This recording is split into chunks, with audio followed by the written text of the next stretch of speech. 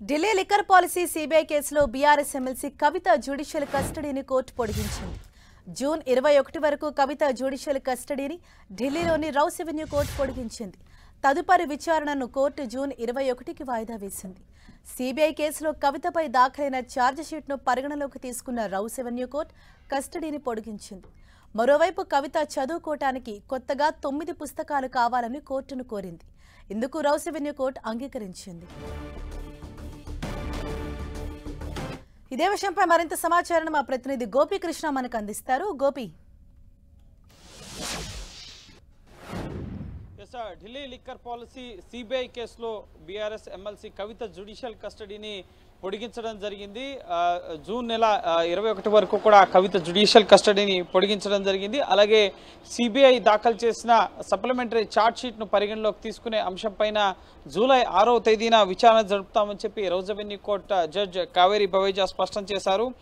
Case దర్యాప్తు పురోగతిని కోర్టుకు వివరించడం జరిగింది. సిబిఐ ఈ ఛార్జ్ షీట్ని పరిగణలోకి తీసుకునే అంశంపైన, ముఖ్యంగా ఛార్జ్ షీట్ మొత్తాన్ని కూడా జడ్జ్ చదవాల్సి ఉంటుంది. పరిగణలోకి తీసుకునే అంశానికి సంబంధించి కవితకు వ్యతిరేకంగా ఎటువంటి ఆధారాలు ప్రొడ్యూస్ చేశారో వాటిని కూడా పరిశీలించాల్సి ఉంటుంది. కాబట్టి ఛార్జ్ షీట్ని పరిగణలోకి తీసుకునే అంశంపైన జూలై 6వ తేదీన విచారణ జరగబోతోంది. అప్పటి వరకు కూడా కవిత జ్యుడిషియల్ కస్టడీలోనే ఉండబోతున్నారు. ఈ లిక్కర్ పాలసీ సిబిఐ కేసులో, అవినీతి కేసులో ఏప్రిల్ 11వ తేదీన తీహార్ జైల్లో ఈడీ కేసులో జ్యుడిషియల్ కస్టడీలో ఉన్న సమయంలోనే కవితను సిబిఐ అరెస్ట్ చేయడం జరిగింది. లిక్కర్ కేసులో కవిత పాత్ర కీలకం. ఆమె కింగ్ పిన్ గా వ్యవహరించారు. లిక్కర్ పాలసీ రూపకల్పన డ్రాఫ్ట్ అనేది ముందస్తుగానే ఈ సౌత్ గ్రూప్ కి రావడం జరిగింది.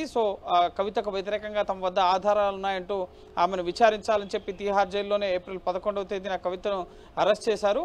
అయితే కవిత అరెస్ట్ చెల్లదంటూ కూడా న్యాయ పోరాటం కూడా జరుగుతోంది. హైకోర్టులో సిబిఐ అరెస్ట్ పైన కూడా బెయిల్ పిటిషన్ ని కవిత తరపు న్యాయవాదులు దాఖలు చేస్తారు. ఆ విచారణ కూడా ముగిసింది. తీర్పుని రిజర్వ్ చేయడం జరిగింది. ఈలోపు ఛార్జ్ షీట్ ని దాఖలు చేస్తామని చెప్పి కూడా గతంలో ఢిల్లీ హైకోర్టుకి సిబిఐ తెలియపరచడం జరిగింది. జూన్ 7వ తేదీన దాఖలు చేస్తామన్నట్లుగానే కవిత పైన ముఖ్యంగా ఛార్జ్ షీట్ ని దాఖలు చేయడం జరిగింది. కవిత పాత్ర ఏంటి, సిబిఐ కేసులో, అవినీతి కేసులో కవిత ఏ విధంగా కుట్రదారుడుగా ఉన్నారు, ఆమెకు వ్యతిరేకంగా ఎటువంటి ఆధారాలు ఉన్నాయి, ఇటువంటి అన్ని అంశాలను పేర్కొంటూ ఛార్జ్ షీట్లో కవిత పాత్ర పైన ముఖ్యంగా ఛార్జ్ షీట్ దాఖలు చేయడం జరిగింది. ఈ ఛార్జ్ షీట్ ని పరిగణలోకి తీసుకునే అంశం పైన జూలై 6వ తేదీన విచారణ జరగబోతోంది. అలాగే కవిత జ్యుడిషియల్ కస్టడీలో భాగంగా ప్రస్తుతం తీహార్ జైల్లో ఉన్నారు కాబట్టి జైల్లో చదువుకునేందుకు 9 పుస్తకాలని కవిత అడగడం జరిగింది. అందుకు సైతం కోర్టు అంగీకరించడం జరిగింది. తదుపరి విచారణ జూన్ 21వ తేదీన మళ్ళీ కవిత జ్యుడిషియల్ కస్టడీకి సంబంధించిన విచారణ అనేది జరగబోతోంది. అప్పటి వరకు కవిత ఇటు తీహార్ జైల్లోనే ఉండబోతున్నారు. ఇప్పటికే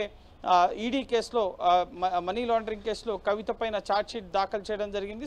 ఆ ఛార్జ్ షీట్ని కూడా ఇప్పటికే కోర్టు పరిగణలోకి తీసుకుంది.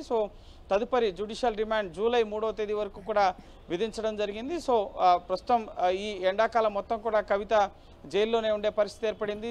జూలైలో కూడా ముఖ్యంగా ఇటు జూలైలో వెకేషన్, ఢిల్లీ హైకోర్టు బెంచ్ ప్రస్తుతం వెకేషన్ బెంచ్ నడుస్తుంది. రెగ్యులర్ కోర్టు జూలైలో ప్రారంభమవుతుంది. అప్పుడే కవిత బెయిల్ పిటిషన్లకు సంబంధించిన అంశంపైన రౌస్ ఎవెన్యూ కోర్టు తీర్పును సవాల్ చేస్తూ దాఖలు చేసిన పిటిషన్లపైన ఢిల్లీ హైకోర్టు జూలై నెలలో తీర్పును వెలువరించబోతుంది. చూడాలి జూలై నెలలో ఆయన కవితకు ఊరట దక్కుతుందా, ఆమె ఈ లిక్కర్ కేసు నుంచి బయటపడతారా లేదా అనేది జూలై నెలలో తేలబోతుంది. ప్రస్తుతం సిబిఐ కేసులో ఛార్జ్ షీట్ దాఖలు చేయడం జరిగింది కాబట్టి ఆ ఛార్జ్ షీట్లో ఉన్న అంశాలను కోర్టు ఒకవేళ పరిగణలోకి తీసుకుంటే దీనిపైన ట్రయల్ మొదలయ్యేంత వరకు కూడా ఇటు కవిత తీహార్ జైల్లోనే గడపాల్సిన పరిస్థితి ఏర్పడుతుంది. Right, thank you Gopi.